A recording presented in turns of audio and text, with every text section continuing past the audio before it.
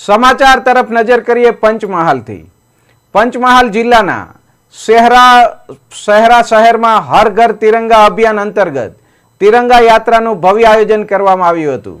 શહેરા નગરપાલિકા કચેરીથી શરૂ થયેલી યાત્રા મહાલક્ષ્મી મંદિર, પરવડી બજાર, હોળી ચકલા, મેઇન બજાર અને સિંધી ચોકડીથી પસાર થઈ અણિયાદ ચોકડી ખાતે સમાપન પામી હતી।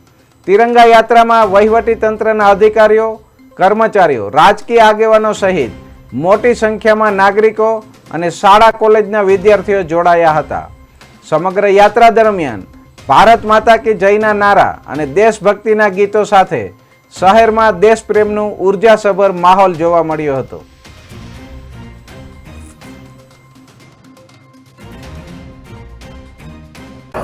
આજ રોજ શહેરા નગરમાં નગરપાલિકાથી તિરંગા યાત્રાનો પ્રારંભ થયો હતો।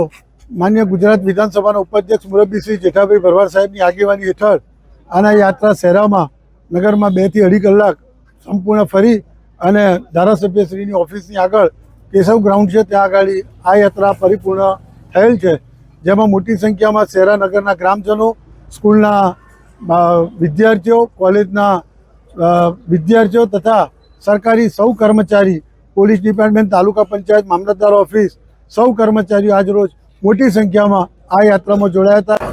આજરોજ શહેરા નગરમાં નગરપાલિકાથી તિરંગા યાત્રાનો પ્રારંભ થયો હતો।